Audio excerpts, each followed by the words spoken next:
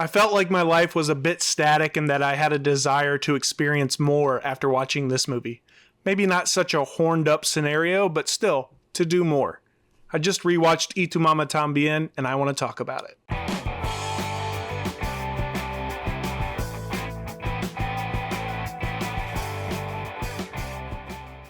Tu Mamá También is set in Mexico City following two friends. Their girlfriends just left to travel in Europe for the summer, and they are wasting their days away with partying and fantasizing about sexual exploits.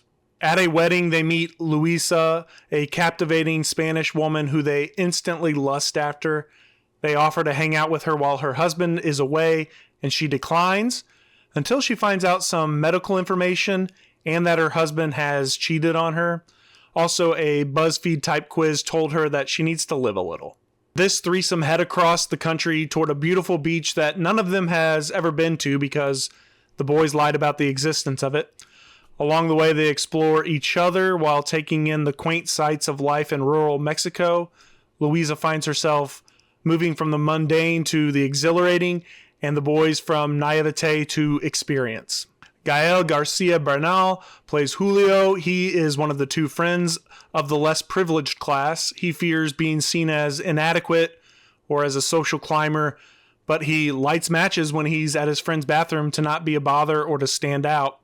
And he overcompensates by being performatively rebellious and overdoing elements of masculinity. He lashes out when he's angry, and he just feels like he doesn't belong in moments. Diego Luna plays Tenoch, who was born into privilege. His father is Secretary of State of Mexico, after all. He's cruel at times and entitled. He has a team full of staff to take care of his every need. He thinks he's above his best friend Julio, using his foot to lift the toilet seat at Julio's house. He walks through life thinking that he is owed everything that he lays his eyes on. And that's why he has the gall to approach Luisa in the first place. Luisa is played by Maribel Verdú, and that's probably a French pronunciation, sorry. She is much more world-wise than the boys to some extent, and she serves as a guide, quietly giving them new perspectives and then ultimately giving them some intense carnal knowledge. She is dealing with the realization that her life is ending, and her desire to be a fully realized woman disrupts the boys' relationship with each other. She won't be a prize that's won amongst them, belonging to one or the other of them. This film was directed by Alfonso Cuarón. He also co-wrote it with his brother Carlos, and I didn't realize until today that he directed what I think is the best Harry Potter movie, The Prisoner of Azkaban, and he also did the great dystopian film Children of Men. The Prisoner of Azkaban is a great correlation to Tu Mamá También based on this shared coming-of-age elements that each of them have. And I also heard that Roma was an incredible movie, but I haven't seen that yet. Let me know if I should check that one out. This movie is shot in a very natural way with handhelds and natural lighting. You almost feel like you're on this road trip as well, like you're the friend with the camcorder. Unfortunately, if that was the case, you'd be the one not getting any action.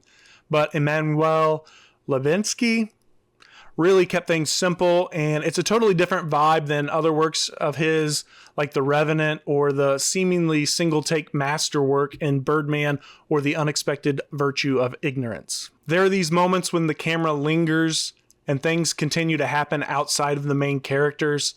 It gives you this sense that life is moving around them, and they don't notice it, or maybe that we all aren't the center of attention in our own worlds, but we often feel like we are. We travel through the wedding after they meet Luisa to see all the guards outside eating. We go to the small town Queen to see the smile on her face as the car with our main characters travels down the road. We linger with Julio after he jumps under the water in the pool. The film relies on this unknown narrator to drive home a lot of the points about class and privilege and politics and mortality. It's kind of jarring on first watch because each time the narration comes on, all the other audio is cut. I thought I was having technical issues, but it serves to frame the journey as something that's being looked back on. Maybe as the boys realizing the lessons later when they are mature enough to understand what they experienced. The intimate moments are framed as more of a power dynamic for Luisa and not really glorified conquests for the boys. These scenes explore the vulnerability needed to take on these acts and the awkwardness of early romance, and both the pleasure and the pain that can come from these decisions that you make. The frame that encapsulates the movie to me is toward the end when our trio are at the bar. Louisa is calling and speaking to her husband for the last time. He's angry and upset, and she's crying and just longing for quiet closure because she knows she's ill and dying. She's living out one of life's hardest moments you can imagine, facing your own immediate mortality, even though we don't know this fact for sure yet when watching the film for the first time. On the other side of the reflection, the boys are playing foosball, oblivious to the moment and the weight of Louisa's pain. They don't ever realize it. She keeps that part to herself. But this is two vastly different worlds in one shot, one coming to terms with the ultimate end, and the other with a whole life of potential ahead of them. The differences between them are such a focus in this film, from age and privilege to sexual experience and even shared language from different countries, causing some disconnect. They all never quite understand how they mesh together, and that's a bit messy. A lot of this focuses on the sexual awakening of the characters. The boys use sex originally to mask their vulnerability and to live up this machismo archetype. They are hyper fixated on it. They think they're experts in the field. And the final intimate scene in the film shows they still have a lot to learn.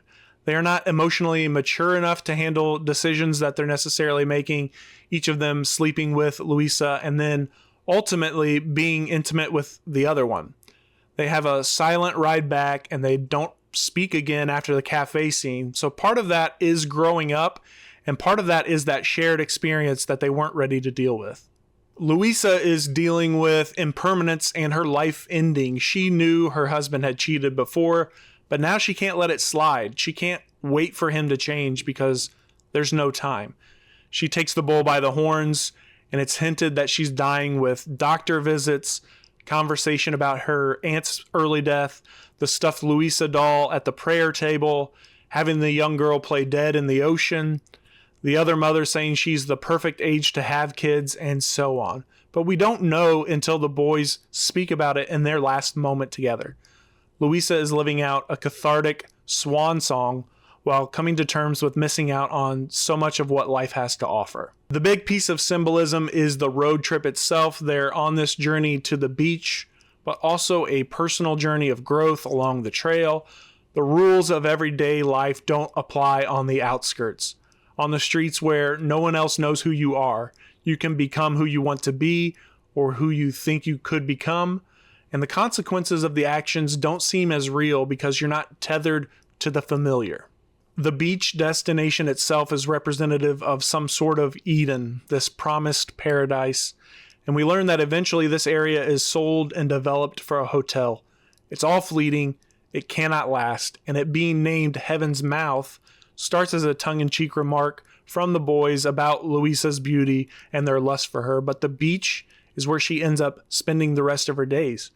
She stays and dies in the area, entering Heaven's Mouth literally while swimming and figuratively when she passes away.